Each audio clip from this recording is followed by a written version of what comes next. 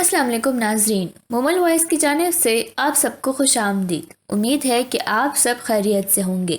नाजरीन, आज की मेरी कहानी का मौजू पुरस्रार जंगल है। उम्मीद है कि आप इसे पसंद करेंगे। गाड़ी हद निगाह तक फैली उस कच्ची पक्की वीरान सड़क पर भागती चली जा रही थी, जो जाने कब से सुनसान पड़ी थी। वो अब इस घने जंगल में दाखिल हो चुकी थी। सड़क के दरमियान पड़े जर्द और सुर्ख पत्ते गाड़ी के टायर के नीचे चुरमुराए। यहाँ दूर दूर तक सब्जा ही सब्जा था, पुरसुकून सी जगह। शायद हमें पुरसुकून इसलिए फील हुआ कि अभी जंगल के वस्त में हम लोग नहीं पहुंचे थे। इस गाड़ी में मुझ समेत 4 लड़कियां थीं। देखने में चुलबुली सी, सबकी आंखों में चमक और लहजे की कनकनाहट से साफ पता चल रहा था कि उन्हें एडवेंचर करने का कितना शौक बल्कि जुनून था। गाड़ी का स्टीयरिंग एक चुई मुई सी लड़की ने संभाल रखा था। वो कानों में हेडफोन दिए मस्त हुए गाड़ी चलाते सामने सड़क पर ध्यान रखे हुए थी। आंखों पे ग्लासेस लगाए और अपने होलिये से वो अच्छी खासी मॉडर्न लड़की मालूम हो रही थी। उसने नीले रंग की जीन्स पर सफ़ेद शर्ट और सुर्ख लंबा कोट पहने हुए था। वो जवेरिया उर्फ जिया थी। उसके साथ फ्रंट सीट पर मैं, आंखों में संजीदगी लिए कार शीशा नीचे किए बाहर के मनाजिर को गौर से आंखों में समा रही थी। मैं इस दिन भी अपने पुराने होलिये में ही थी। चाहे कुछ भी हो, मेरा होलिया हमेशा एक सा ही रहता है। हाँ, मगर कभी कभी बालों में कुछ तब्दीलियां मुझे भाती थी। आज ब्लैक जीन्स पर फ्रॉक नुमा लिबास जो घुटनों से ऊपर ऊपर ही था पहन रखा था, और चूंकि सर्दी मेरी अजली दुश्मन थी, इसीलिए अपने बचाव के लिए एक गर्म कोट, सर पर ऊनी टोपी और गले में मफलर लपेट रखा था। हाँ, मेरा नज़र का चश्मा नाक पे ही था, अगरचे मैं घर में कभी भी इसके पास भी नहीं भटकती थी, लेकिन कहीं जाना हो तो वो मेरा साथी बन जाता था। पिछली सीट पर नायला उर्फ नायल और शगुफ्ता उर्फ शफ़ो बराजमान थी। इन दोनों की आदत थी कि जहां जाना होता इन्होंने साथ ही बैठना होता था। जाने दुनिया जहां की कौन सी ऐसी बातें थी जो दौरान सफर भी ने ना भूलती। इन दोनों की ड्रेसिंग एक जैसी ही थी। जीन्स पे गहरा नीला टॉप पहने, गरम भूरे रंग का कोट पहने, अब भी बातों में मसरूफ थी।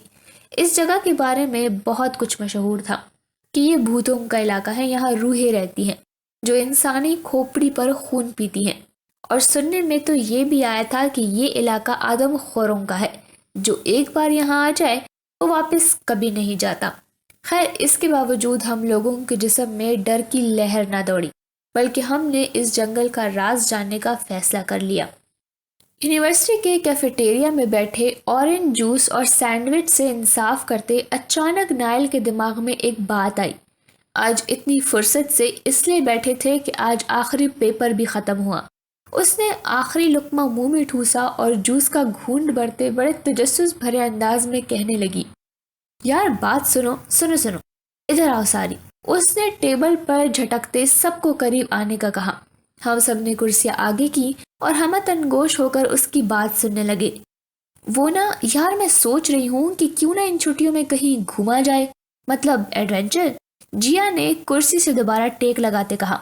हाँ, यही समझ लो, कुछ नया होगा इस बार। नाइल हंसी थी। हाँ, नया मगर रिस्की हो, मैंने अजीब से अंदाज में शफो की तरफ देखकर हंसते हुए कहा। हमारे ग्रुप में वो बहुत डरपोक लड़की थी। हर बार वो कहीं ऐसी वैसी जगह पे जाने से मना करती, और हर बार हम उसे घसीट कर गाड़ी में फेंकते और फिर चले जाते। हमने जितनी शर्तें लगाई आज तक सब में कामयाब हुए। जिस बात से लोगों की रूह तक काम जाती हम कर गुजरते। वजह सिर्फ ये थी कि जिंदगी और मौत अल्लाह के हाथ में है। बिना रिस्क लिए डर डर के मरना रिस्क लेकर बहादुरी से मरने में है। तो क्यों ना जिंदगी की जोहतों को परखा जाए। हा हा हा, रिस्क तो फुल है इस बार। नाइल मेरा इशारा शफो की तरफ देखकर समझ चुकी थी। उसने सारी बात हमें बताई कि इस बार शिकार क्या है। शफो ने पूरी बात सुनने के बाद आराम से अपना सैंडविच और जूस उठाया और चुपके से कुर्सी से उठने लगी कि जिया ने देख लिया। ओ मैडम, किधर? कहीं भी नहीं, वो जरा मेरी तबीयत खराब है, उसने डर के मारे आहिस्ता से जवाब दिया। तेरी तबीयत तो हम सेट करते हैं, तू जरा इधर आ तो। नायल ने बाजू पकड़कर उसे कुर्सी पर धूम से बैठा दिया। नहीं यार, मैं नहीं जा रही इस बार आप लोगों के साथ। डर गई हो? میں نے پوچھا۔ نہیں تو پھر؟ میرے نانا کی طبیعت خراب ہے تو ان سے ملنے جانا ہے۔ اسے جلدی جلدی میں بھول ہی گیا کہ اس کے نانا پچھلے سال انتقال فرما گئے تھے اور اب اس کا جھوٹ پکڑا گیا۔ بیٹا تمہیں تمہارے نانا سے ملوانے تو میں لے کر جاؤں گی نا اچھے سے، نائل نے کہا۔ ویسے شفو، پچھلے سال جن کی ڈیتھ ہوئی تھی وہ نانا ابو ہی تھے نا؟ وہ یار جلدی میں منہ سے نکل گیا، نانی کا کہنا تھا۔ شفو نے جب دیکھا کہ اب میاں ہم پکڑے گئے ہیں تو پانسا پلٹنے کی ناکام کوشش شروع۔ ہم چاروں کا بانڈ بہت مضبوط تھا۔ نائل اور شفو کالج فرینڈز تھی، باقی ہمارا گینگ یونیورسٹی آ کر ہی بنا، اور اب 2 سال گزرنے کے بعد یونیورسٹی کے زیادہ تر بچے ہمیں اب ایڈونچرس گرلز کے نام سے جاننے بلکہ پکارنے لگے تھے۔ اس کے بعد 3 دن بعد جانے کا پروگرام بنا۔ شفو کو بھی نائل نے جانے کیا سچ جھوٹ بول کر یا پھر خوشامد کر کے جانے کے لیے راضی کر ہی لیا تھا۔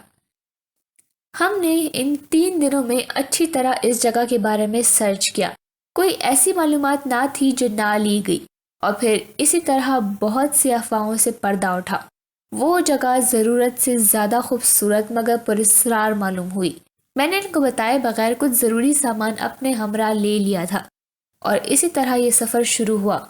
زی ونڈو بند کر دو، ٹھنڈی ہوا سے میں بیمار ہو جاؤں گی، نائلہ نے میرا کندھا ہلاتے ہوئے کہا۔ زی میرا نک نیم ہے جو انہوں نے ہی مجھے گفٹ کیا ہے۔ اب ان کی دیکھا دیکھی باقی لوگ بھی مجھے زی ہی کہتے ہیں۔ ان سب سے بیچوں بیچ میں اپنا اصلی نام بھی بھولتی جا رہی ہوں۔ آج سردی معمول سے زیادہ ہی تھی۔ دھند اب اچانک سے اپنے عروج پر جانے کی تیاریوں میں تھی۔ اس وجہ سے میں نے جیا کو ہیڈ لائٹس آن رکھنے کو کہا تھا۔ خنکی اور ٹھنڈی ہوا ہڈیوں میں گھس رہی تھی۔ میں نے بنا کچھ کہے ونڈو کلوز کر دی اور اپنے موبائل سے جنگل کے پاس کسی ہوٹل کی لوکیشن پتہ کرنے لگی۔ اسی طرح ہنستے ہنساتے باتیں کرتے ہم لوگ جا رہے تھے کہ کسی پرندے کے چیخنے کی آواز اس سردی میں دل دہلا گئی۔ جیا نے بڑی مشکل سے بریک لگائے۔ گاڑی کے سامنے اچانک سے سرخ آنکھوں والا کتا آ گیا تھا، کوئی 2 ماہ کا ہوگا، مگر سردی میں ٹھٹھراتا ہوا بیچارہ کتا۔ ہم سب گاڑی سے اترے۔ یہ سب اتنا اچانک ہوا تھا کہ باقی سب کچھ خوفزدہ سے ہو گئے تھے۔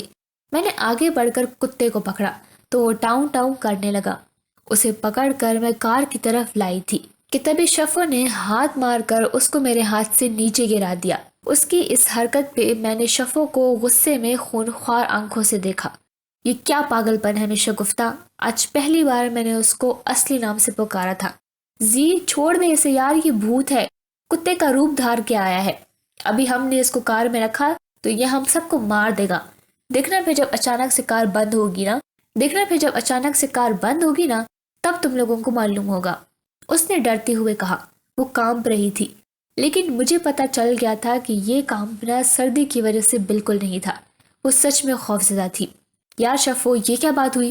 یہ تو بہت کیوٹ سا پپی ہے، دیکھو تو، نائل نے اسے سمجھایا اور پھر کتے کو ہاتھ میں لینے لگی۔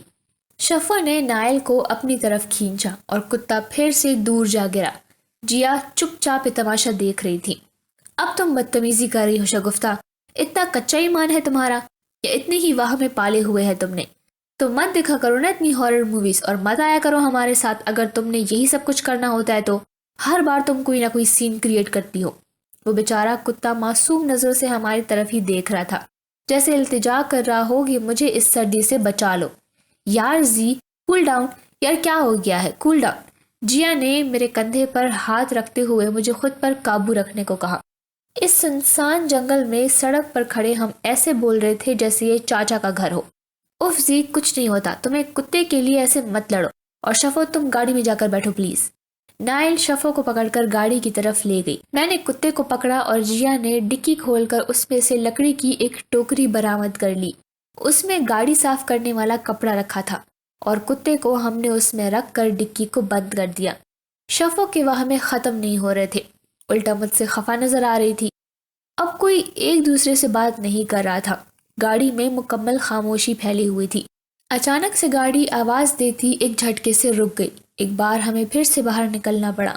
او جیا یار دیکھو تو کیا ہوا ہے اسے، نائل کمر پر ہاتھ رکھے جیا کو کہہ رہی تھی، اور جیا گاڑی کا بونٹ کھولے اس کا معائنہ کر رہی تھی۔ میرے اندر کا فوٹوگرافر جاگ گیا اور میں نے کیمرہ پکڑے آس پاس دھند میں ڈنے درختوں کی تصویریں لینا شروع کر دی، جو سر جھکائے ایسے چپ کھڑے تھے جیسے ہمیں وارن کر رہے ہوں کہ مت جاؤ، راستہ موت کی طرف جا رہا ہے۔ اچانک مجھے ایسا محسوس ہوا جیسے کوئی مجھ پر نگاہ رکھے ہوئے ہے۔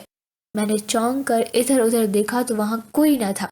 اسے اپنا وہم سمجھ کر جھٹک دیا اور دیکھا تو میں ان لوگوں سے کافی دور آ گئی تھی۔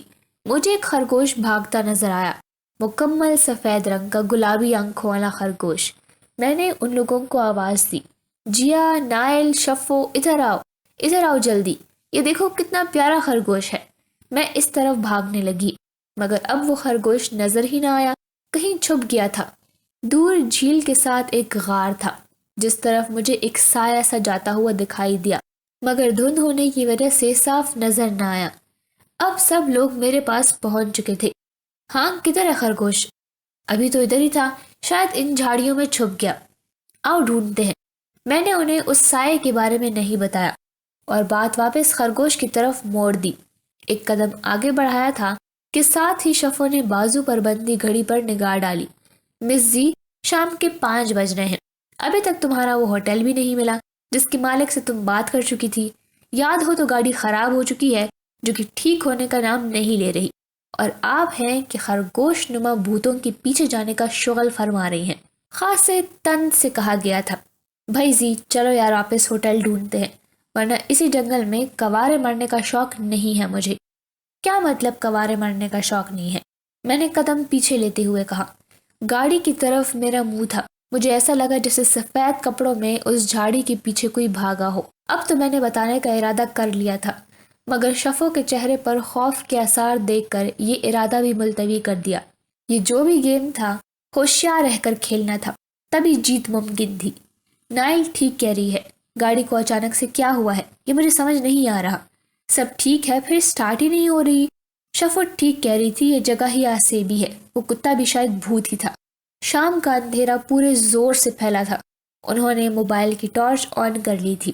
اب ہم اس جنگل کے مہمان تھے جہاں رات کا سواگت گیدڑوں نے اپنی ہوٹنگ سے کر دیا تھا۔ یہ آوازیں ماحول کو مزید خوفناک بنا رہی تھی۔ مجھے بھی اب ہوٹل ڈھونڈنا ہی مناسب لگا، اسی لیے گاڑی کی طرف آ گئی، اپنا موبائل اور پرس پکڑا۔ گاڑی کی ڈکی سے نائل ہمارا مشترکہ سوٹ کیس نکال رہی تھی، جیا گاڑی لاک کر رہی تھی، شفو اپنی جاگرز کے لیسز باندھ رہی تھی۔ میں نائل کی مدد کرانے اور کتے کی ٹوکری پکڑنے آگے بڑھی، مگر نائل کو ہکا بکا پایا۔ کیا ہوا؟ اس کی طرف دیکھتے ہوئے کہا، ساتھ ہی موبائل کی روشنی ڈکی میں ڈالی تو کتا اپنی جگہ غائب تھا، ادھر ٹوکری خالی پڑی تھی اور نائل اپنی جگہ ساکت تھی۔